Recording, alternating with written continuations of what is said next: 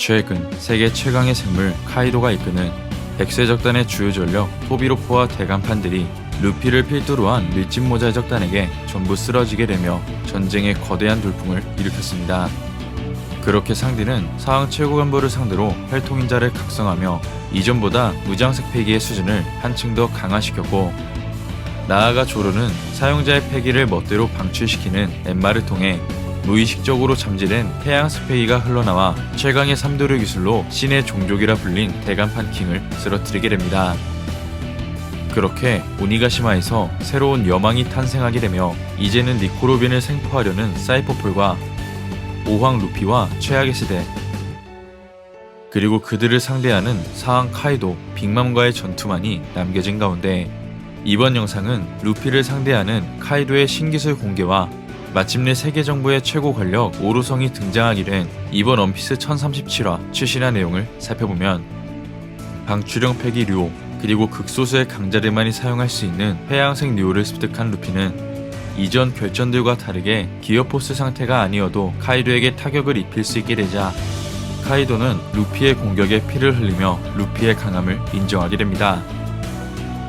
그 시각 오니가시마 상공 아래 꼬체로시는 여전히 불축제가 진행 중인 가운데 와노쿠니의 사람들은 각자가 생각하는 소망과 소원을 작성하게 되고, 이어 오니가시마 옥상동 회양색 류오를 각성한 루피의 강함을 인정한 카이도는 이내 인수형에서 인간형으로 모습을 바꾸며 생사가 오가는 전투 중 차분히 술을 마시는 충격적인 모습을 보여주게 됩니다. 이어 루피는 그런 카이도의 모습에 어째서 술을 마시는지 묻게 되자 카이도는 전투가 재밌다는 이유를 답하며 오늘은 꽃의 도시에서 불축제가 열리는 날이기 때문에 자신도 연애를 즐기고 있다고 이야기합니다.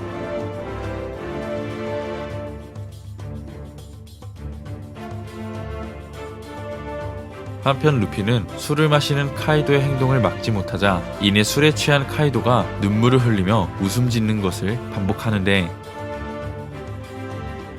그렇게 루피는 전투 중 술을 마신 카이도의 행동을 이해하지 못하자 찢겨진 외투를 벗고 네가 나에게 진다면 취했다는 변명은 하지 말라는 말과 함께 카이도에게 돌진하게 됩니다.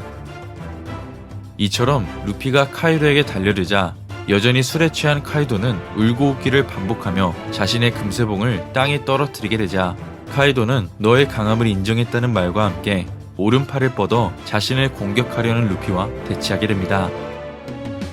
그렇게 카이도에게 돌진한 루피는 이내 주먹을 뻗어 카이도를 공격해보지만 카이도는 루피의 주먹을 회피하며 공중으로 이동하게 되고,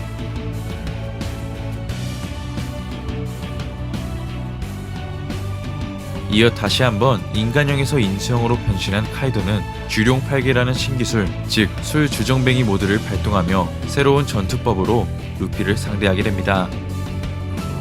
한편 떨어뜨린 금세봉을 움켜쥐게 된 카이도는 일전 루피를 기절시켰던 강력한 기술 라그나로크를 시전하자 그 여파로 라이브 플로어의 지붕이 파괴되고, 곧이어 카이도는 루피의 이마를 가격하자 루피는 비명을 지르며 엄청난 데미지를 받게 됩니다. 그 순간 카이도는 용의 모습으로 돌아와 여전히 술에 취한 모습으로 지상에 안착하게 되고, 이어 자신의 공격에 파괴된 오니가시마를 바라보며 성과 섬이 파괴되었다는 말과 함께 자신이 쓸모없다고 이야기하는데, 한편 카이도의 공격을 정통으로 맞게 된 루피는 기절하지 않은 채 다시 한번 전의를 다지게 되고, 이어 카이도는 파괴된 자신의 성을 바라보며 이걸 재건하려면 5년이라는 시간이 걸린다는 언급으로 우울한 모습을 보이게 됩니다. 하지만 루피는 그런 카이도를 바라보며 다시 한번 빠르게 돌진하게 되고, 이어 카이도의 신기술을 알게 된 루피는 신중해야 된다는 말을 내뱉자 카이도는 자신도 최선을 다하고 있다며 루피가 자신에게 근접하자 일전 키네몬 일행에게 사용한 괴풍을 사용하게 됩니다. 그렇게 일전 키쿠의 팔을 잘라버린 참격이 발사되자 루피는 간신히 카이도의 괴풍을 회피하게 되고, 이어 카이도는 용의 모습에서 인수형으로 변신하며 다시 한번 금세봉으로 루피를 공격할 준비를 마치게 됩니다.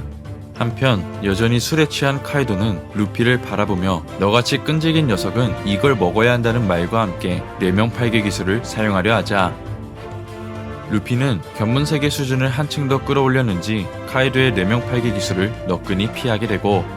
이어 루피는 카이도에게 돌진할 추진력을 이용하기 위해 금세봉을 박차고 일어나 강력한 패기가 실린 왼발 공격으로 카이도의 얼굴을 가격하게 됩니다. 이어 루피의 공격에 해양색 패기가 실렸는지 이내 오니가시마 상공에 검은 번개가 발생되며 카이도는 엄청난 타격을 입게 되고, 그렇게 루피의 강력한 이격에 쓰러질 수 있는 상황 속